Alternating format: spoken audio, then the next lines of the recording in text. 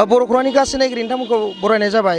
बे समाव दं आङो तामुलपुर जिल्लानि सिङाव थानाय तामुलपुर गोजोन फोथाराव बर' थुनलाइ आफादा 60थि बोसोरारि जुथुमा खुंफुंनो थाखाय सानथामनि हाबाफारिजों दिनै नैथि सानाव आगान होबाय। बे बर' थुनलाइनि 60थि बोसोरसालिया जुथुम्माया बे समाव जों बर' खौरांनि गेजेरजों नोंथांमोननो जोङो माखासे नुथायफोरखौ जोङो दिन्थिनो नागिरदों।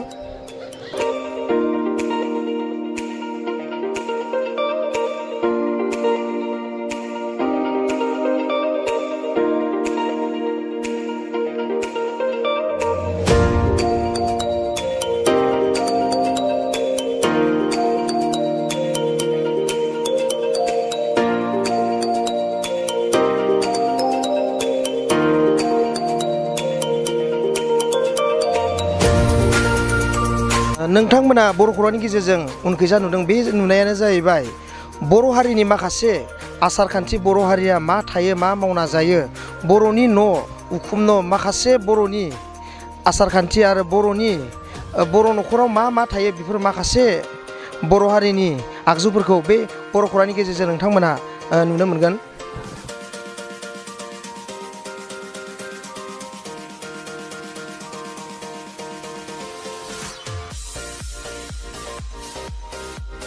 आं आरम्भनिफ्राय इयावनो दङ, नांना दंखै।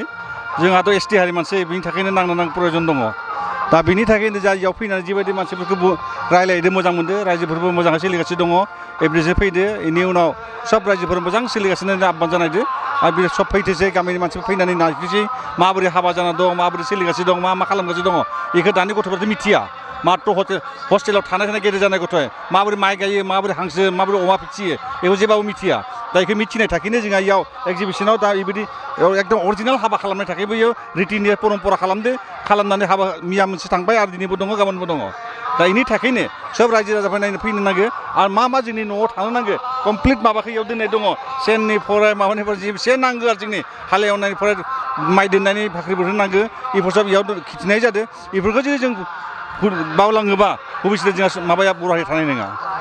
बिथां बिटिआरनिनो इएम बिथां आबाद बिफाननि इएम बिथां खनेसाम दास बिथांनाव जोङो माखासे खोथाखौ आरो जोङो मिथिनानै लाबावगोन। रायजो राजाफोरखौ नोंथाङा मा खावलायहरगोन? रायजो राजाखौ खावलायनो नागिरो जे भबिष्यत थाखिनो जोंनि परम्पराखौ नायनानै, जोंनि हारिखौ नायनानै जों खामानिखौ मोजां मावनांगौ आरो मोजां सोलिनांगौ। सब रायजोफोरजों दाबसे जायगायाव थानानै जे सरकार सलायनायनि थाखायनो सेस्था लानांगौ आरो निजिनि रायलायनाय बाथ्राफोरखौ लाखिनांगोन आरो बिदिनो परम्पराखौ लाखिनायखौ आं रायजोखौ खावलायो। बिथां इएमनिफ्राय जोङो मिथिनानै लागोन गाबोन भारतनि प्रेसिडेन्ट बिथां रामनाथ कभिन्द बिथाङा फैगोन। बेनि गेजेरजों रायजोफोरखौ मा खावलायहरनो सानदों दा? आंथ' कमप्लिट रायजोफोर खावलायनो ओंखारदों। आंबो सासे आर्मिमोन, आर्मिनिनो राष्ट्रपति। दा राष्ट्रपति थानाय माने जोंहा डिपार्टमेन्टनि हेड अफ दा डिपार्टमेन्ट राष्ट्रपति। बिनि थाखायनो जोंखौ सब रायजोफोर फैथोसै, नायथोसै। दा राष्ट्रपति बे जिखुनु जायगायाव सफैया बा फैया आरो बिनि थाखाय जोंनि बर' हारियाव फैनानै जे रायजोफोरखौ एसे खावलायनो नागिरदों, बेनि थाखाय बिराद भाग्यबान। आरो बेयाव फैनाय बाथ्रा जे जोंहा प्रमद बर' सारा जिबायदि रायलायनानै लाबोदो, बिनि थाखाय धन्यबाद ज्ञापन खालामदों। आरो बिनि थाखाय सब रायजोफोर फैनानै नायथोसै मा जोंखौ बिटिआरनि थाखायनो माबा मोनसे होनायनि आशंका दङ, माबा मोनसे एनाउन्स खालामनो थागोन, बेखौ आं खावलायो। बहुत मोजां जादों। दा मोजां जानायथ' खालामदों, खिन्थु अखानि थाखायसो गन्दगल जादों। जों बेसे फैबा दिन आरम्भनिफ्राय फैगासिनो दं, दा अखानि थाखाय बहुत गन्दगल जाना दं। दिनैबो सायाव नायो, सिङावबो नायो, मा जागोन मा जाया गोसोफोर उल्टा पाल्टा जाना दङ। आरो बिनि थाखायनो राष्ट्रपति कभिन्डआ राष्ट्रपति फैनाय लगे लगे सब मानसिफोरनो फैनानै जे नुयोबा बहुत उत्साहित जागोन आरो बिनि थाखायनो मोजां सोलिनायनि थाखाय आशीर्बाद होगोन आरो बिटिआरखौ जों मोजां लांनाय थाखाय एसे खावलायो। औ, बेवहाय जोंनि हारिमुनि मेन गेटआवनो जोंनि थुनलाइ आफादनि जि लग' दोङो, माने बर' साहित्य सभानि बेखौ होनाय जादों। बेनि गेजेरजों आर'नाइ आरो जोंनि बिटिआर ओनसोलाव थानाय साफ्रोमबो जाति जनगोष्ठीफोरनि बिथांमोननि जि कालचारेल माने ड्रेस दोङो बेखौ दिन्थिनाय जादों। आरो आर'नाइनि गेजेरजों गामसा, नेपालिफोरनि बिसोरनि जि लानाय फालि बेफोरखौ दिन्थिनाय जादों। आरो बेनि गेजेरजों जोंनि बर' साहित्य सभाखौ जारिमिनारि हिसाबै खालामलांनायनि गेजेरजों जाय बिथांमोना रुंसारि जालांबाय, जोंनि बर' साहित्य सभाखौ दैदेनलांदोंमोन, बिथांमोननि नेरसोन हिसाबै बिथांमोननि सावगारिखौ बेवहाय दिन्थिफुंनाय जादों। आरो जोंनि बिनि गेजेरजों बेवहाय जोंनि हारिमुनि जि हाबा जानाय फोरबो बेखौबो देखायदों बेवहाय।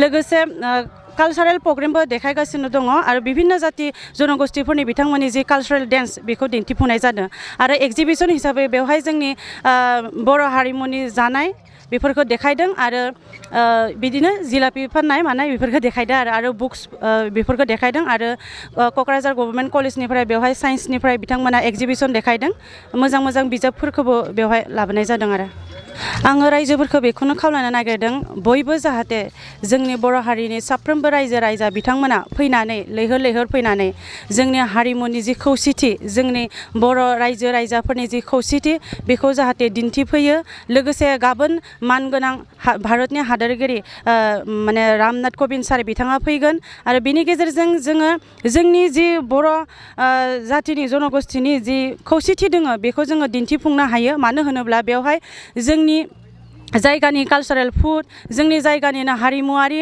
हानजा बिथांमोननि मोसानायनि गेजेरजों जों दिन्थिफुंनो हायो जे जोंनि बर'नि कालचारा बेसेबां गोजौ थाखोआव लांनो नागिरदों बेखौ जोङो दिन्थिफुंनो हायो आरो इडुकेसननि सेक्टराव जोंहा बिनि गेजेरजों माबे बिजाबखौ लिरनानै जाय बिथांमोना दिनै साहित्य एकाडेमि बान्था मोनदों जाय बिथांमोना साहित्य जुब बान्था मोनदों बिथांमोननि जायफोरा बिथांमोना बान्था मोननो हादों बिथांमोनखौ लानानै उन समफोराव जायफोर इयुन जोलै गथ'फोर दङ बिथांमोना जाहाथे बे बिजाबफोरखौ फरायनानैनो मोजां मान सन्मान लाखिनायनि गेजेरजों समाजाव मोनसे मोजां थासारिखौ जाहाथे लाबोनो हायो बेखौ जाहाथे बयबो फैनानै जोंनि माने मानसिफोरखौ सापर्ट खालामनायनि गेजेरजों हारिमु जोंनि बर' हारिनि हारिमु खौसेथि बेखौ जाहाथे दिन्थिफुङो आं बेखौनो खावलायदों आरो बयबो जाहाथे गाबोननि प्रग्रामाव फैनानै लैहोर लैहोर फैनानै मोजांनो फैनानै मोजां गोसोजों लाना फैनानै जोंनि खौसेथिखौ जाहाथे दिन्थिफुंनायनि गेजेरजों प्रग्रामखौ जाहाथे मोजांनो जाफुंहोलाङो बेखौनो आं खावलायनाय थाबाय नाथाय बेवहाय बर'नि हाबा